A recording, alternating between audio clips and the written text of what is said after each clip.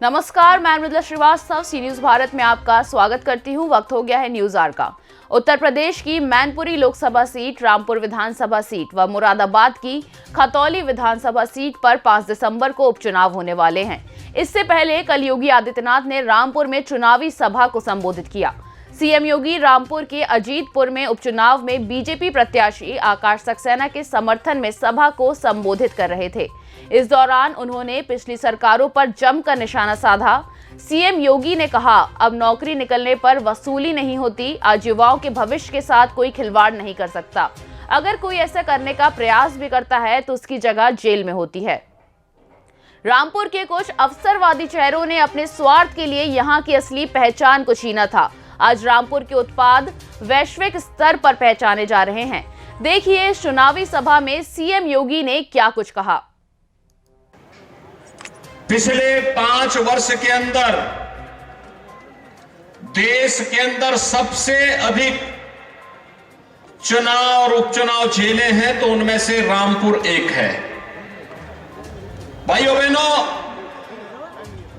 पहले जनता से समर्थन लेना, फिर जनता का उस पद से इस्तीफा दे देना, बार बार चुनाव होना, यह रामपुर के विकास को बाधित करने जैसा है।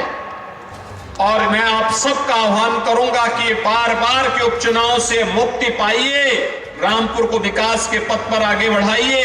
इसी के लिए आह्वान करने के लिए आज मैं आपके बीच में आया हूं। और भाइयों बहनों, उत्तर प्रदेश दंगा मुक्त भी हुआ है।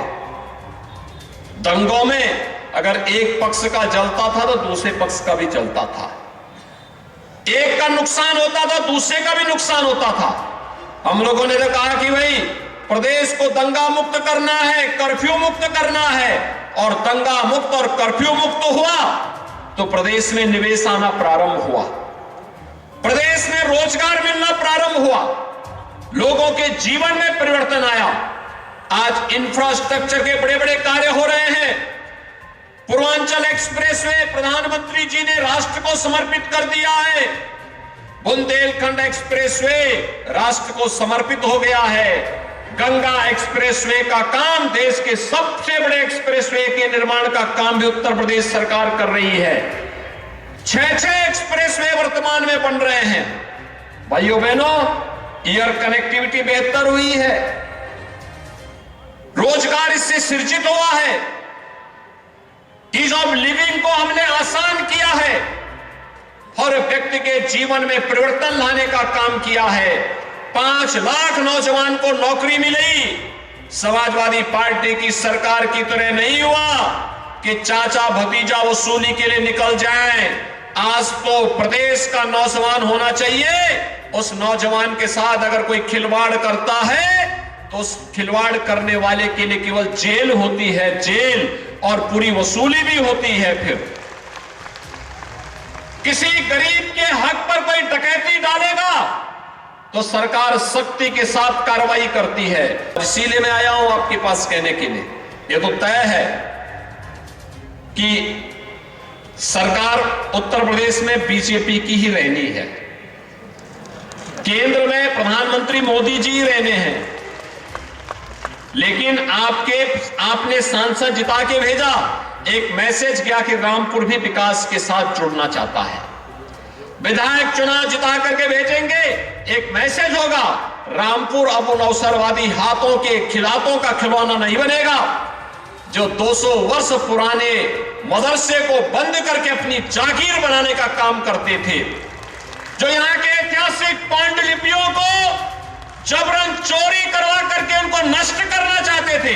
एक धरोहर थी रामपुर की, लेकिन रामपुर की इस धरोहर को नष्ट करने का काम किया गया, पांडुलिपियों को नष्ट करने का काम हुआ। राष्ट्रपिता महात्मा गांधी जिस सिटी मॉन्टेसरी स्कूल में आके ठहरते थे, उसको जबरन कब्जा करने का प्रयास हुआ।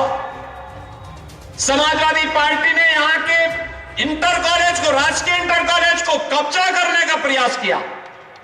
भाइयों बहनों, स्कूल बच्चों के पढ़ने के लिए होता है, मदरसे तालीम देने के माध्यम होते हैं। 200 वर्ष पुराना पांडुलिपियां आने वाली पीढ़ी की एक धरोहर होती है, लेकिन कुछ लोगों ने उसे अपनी बपौती बना करके नष्ट करने का प्रयास किया, उसे खुर्द-बुर्द करने का प्रयास हुआ। और हमारी सरकार ने तो यही तो कहा कि भाई इन पांडुलिपियों की क्या गलती है, तो धरोहर की चीज है, इसको संरक्षित किया जाना चाहिए। हमारी सरकार उन्हें संरक्षित करने का कार्य कर रही है। हमारी सरकार ने तो यही कहा सिटी मॉन्टेसरी स्कूल पे किसी का कब्जा नहीं होगा, यहां के राजकीय इंटर कॉलेज पे किसी को कब्जा नहीं करने देंगे, और अगर सरकारी पैसे से गेस्ट हाउस बना है, उस गेस्ट हाउस का उपयोग सरकारी कार्य के लिए ही होगा, उसको कोई व्यक्तिगत बपौती नहीं बना सकता है, क्योंकि लोकतंत्र में केवल जनता ही मालिक होती है, बाकी कोई मालिक नहीं होता है। जनता ही जनार्दन होती है, और उसको उसी भाव के साथ हम लोग उसके लिए बनाए गई योजनाओं का लाभ उसी तक पहुंचाने का काम करेंगे। भाइयों बहनों, मुझे आज आप सबके सामने बताने में कोई संकोच नहीं कि जो समाजवादी पार्टी के एक नेता लगातार आपके बीच में आकर के कह रहे हैं कि उनके साथ अन्याय हुआ है, मुझे लगता है इससे ज्यादा गुमराह करने वाला दूसरा वक्तव्य हो ही नहीं सकता। व्यक्ति के कारनामे उसको उसके कार्यों की सजा देती है, जिसने जो किया होगा वह फल भी भोगेगा। मामले न्यायालय में है, मेरिट के आधार पर न्यायालय निर्णय ले रही है, तो उसमें सरकार और पार्टी को दोषारोपण करने का कोई मतलब नहीं होता है।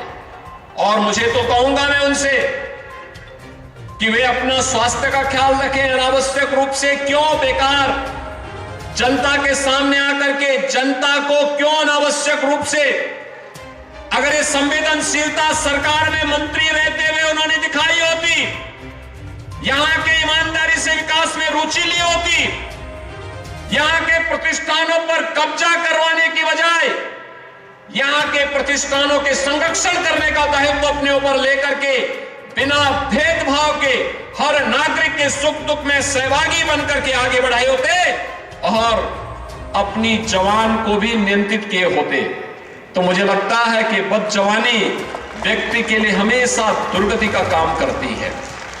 और मुझे लगता है कि यह आज भी हम उनसे यही कहेंगे।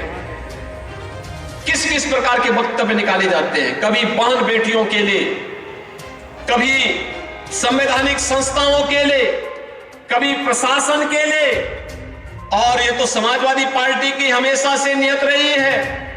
जब वो चुनाव हारती है तो पहले इलेक्शन कमीशन को दोषी ठहराती है, फिर वह ईवीएम को दोषी ठहराती है, फिर प्रशासन को दोषी ठहराती है, और फिर पुलिस कर्मियों को दोषी ठहराती है, लेकिन अपने कारनामों को कभी वे लोग दोषी नहीं ठहराते हैं। भाइयों बहनों, अगर अपने कारनामों को ये लोग दोषी ठहरा करके जनता के सामने माफी मांगते, हो सकता है जनता जनार्दन उन पर रहम करती, लेकिन जनता भी जानती है ये सुधरने का नाम नहीं लेने वाले हैं, सुधरेंगे भी नहीं, क्योंकि जिनकी आदत गलत हो चुकी होती है उनको सुधरने में भी मुझे लगता है कि बहुत समय लगता है, और वक्त सबको सुधार लेता है।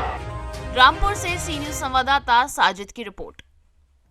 फिलहाल के लिए इस खबर में बस इतना ही। अगर आप अपने शहर या क्षेत्र की खबरों पर निगाह बनाना चाहते हैं तो लॉग इन करें हमारी वेबसाइट www.cnewsbharat.com पर और जुड़े रहें दिन भर की खबरों के अपडेट्स के साथ। हर खबर आपके साथ, आपके हाथ।